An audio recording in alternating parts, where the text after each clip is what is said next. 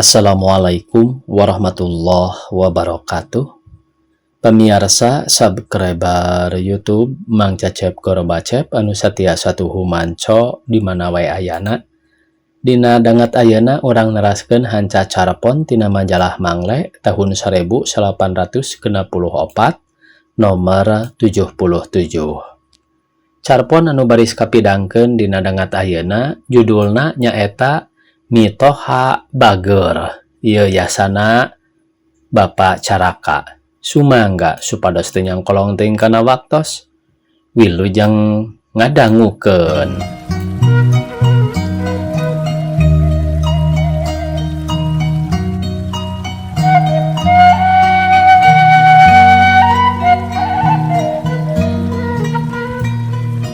Geuning ieu beuteung teh.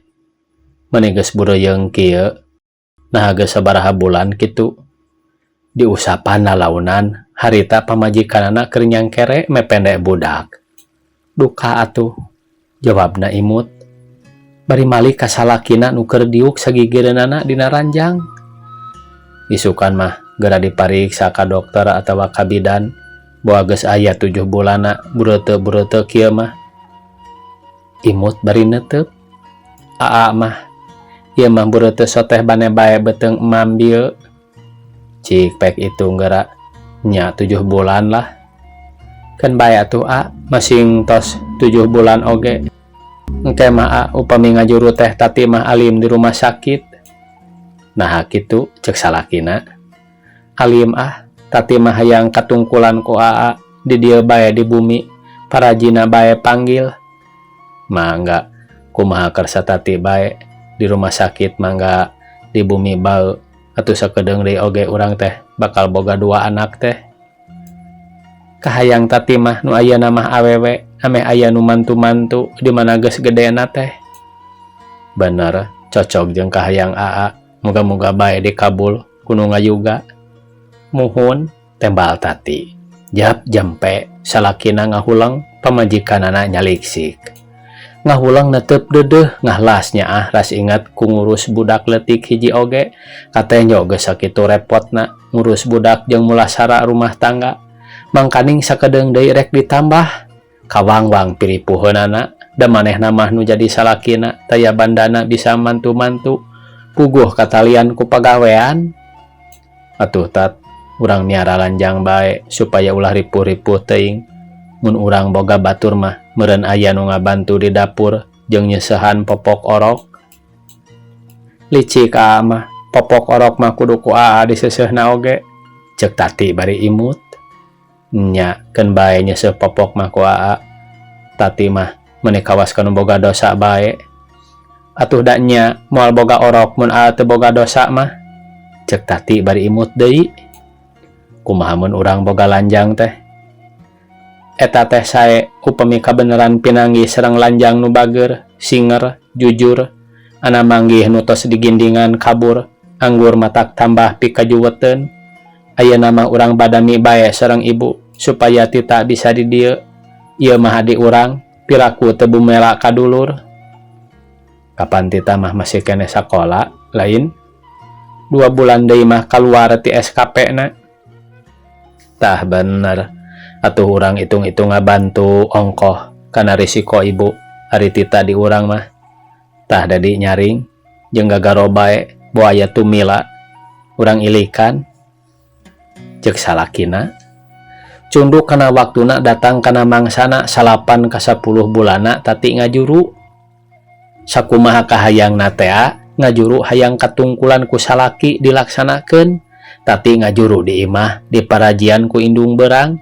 Wanci Janari malam Salasa kaliwon serta anakna awewe dikabul sapanejana. Teu riweuh teuing ayeuna mah da tita adina tati geus aya di dinya geus mantu-mantu sakur bubuh ripuhna. Orok kaya tati matak pikareuwaseun geus 3 poe terus-terus ngaluarkeun getih. Beungeutna pias, leuleus can kaduga hudang-hudang acan. Kituna teh sanggeusna diurut ku indung berang. Indung berang beak akal tarekahna geus diubar aber, dibular, dibalur, dibura, diceceuh dijampe di parancahan kalah wowotan nya kapaksa nu tadina embung ka rumah sakit teh ayeuna mah dibawa katut orok-orokna. Lah teuing cek dokter gogodeg. Saban sore salakina ngalongokan ka rumah sakit masih tacan aya surudna ditenjo beungeutna beuki kanyos bae bodas kawas kapas. Dedi teu bangor engke mah minggu canda ka dieu tos apet ayeuna mah katita nya. Dedi mah bager ngan ari ti peuting sok rungsing nanyakeun tati sok sareng saha bobohna Dedi teh. Sakapeung sok sareng AA, sakapeung mah sok sareng Tita. Tempo-tempo mah bulak-balik aya sok hayang jeung AA terus hayang sareng Tita balik deui ka AA. Kade lali canda ka dieu sareng Tita bae tiluan. Mangga rek nempo orok heula cek salakina. Orokna mulus diusap pipina teh nya seuri kawas geus nyaho ka bapana. Dina besuk poe Minggu sapamenta tati ku salakina dicumponan harita mah tiluan manehna Tita jeung Dedi. Beh dieu Tit deketkeun Dedi ka Cece. Hayang mangku hayang nyium Dedi geus teu kaduga ngangkatkeun sirah teu kuat ngangkatkeun leungeun kahayang jeung karep dianteur ku rembesna Cipanon. Mi cek Dedi. Tit Cece mi HP Dedi. Tong salempang Cece bae sing enggal damang bari dicekal Ramona ku adina. Tit kumaha atuh Cece teh kieu keneh bae. Tong seueur nu dimanahan Dedi sareng rumah tangga mah keun da aya abdi. Keur kitu juru rawat ngabejaan waktu besuk beak Tita berat ninggalkeun tati lanceukna ngahlas nenjo ragana matak pika melangeun. Bari mangku Dedi Tita ngucapkeun mangga atuh Ce. Salakina mah ti barang datang nepi ka mulangna oge geus teu bisa ngomong sakemek-kemek acan ku teu kuat nenjo kaayaan pamajikanana.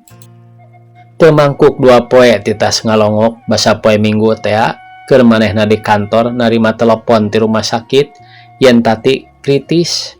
Ana datang teh ka rumah sakit kasampak geus ngalempreh dirampa pipina.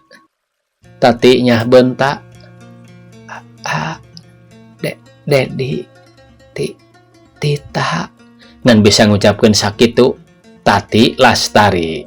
Tati Lastari dina pangkuanana kadageragan cimata salakina.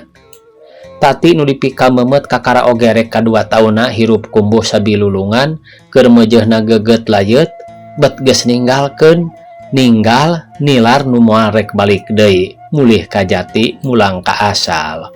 Umur bisa dihitung tapi tungtung umur angin Gusti nu uninga teu disangka teu diduga dina umur ka 18na umur nu keur nincak dina alam remaja putri Tati tilar dunya. Alam caang narawangan bulan caang dina mangsana panon poe tetep bijilna ti wetan tapi mungguh di manehna masih tetap rumpu rampa kamana jalan rek lempang neruskeun lakuning hirup masih langlang lingling mieling kanu geus mulang.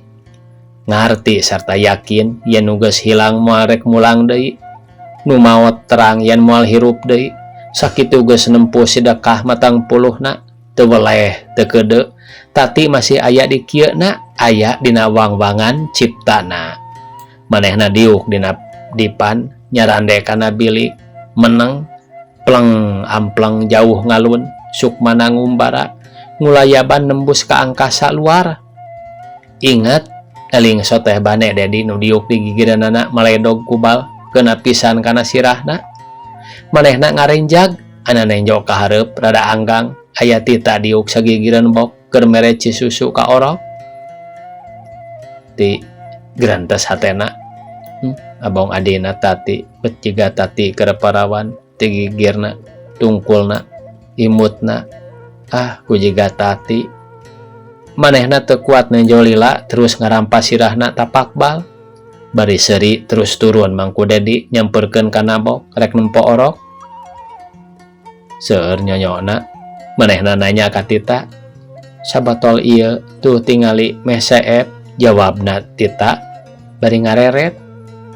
Panona diadu tapi Tita buru-buru tungkul. Pangku kungkang orokna kengeng. Mangga bari nampanan Mangku Dedi. Leungeun jeung leungeun paadu manehna Mangku Orok, Tita Mangku Dedi. Leungeun paantel jeung leungeun nu masih mengkel ngaganjal dina angen-angen. Bet asa antel jeung leungeun Tati baheula, basa Tati masih parawan. Pahulang-hulang pajentul-jentul bari pada ngeyong budak ngan mata jeung mata nu cumarita teh. Teu kanyahoan. Dabongan mata keur nyarita, ceuli keur numpi. Ninina Dedi datang. Keur naraon ieu teh. Atuh puguh bae balahan belehemna teh. Duanana oge. Ibu, cek manehna. Ibu, cek Tita deui. Kumaha barudak teh terungsing? Henteu Bu, duanana bareng. Ari maraneh kumaha? Duanana ngaharulang papelong-pelong teu ngarti kana maksud tujuanana.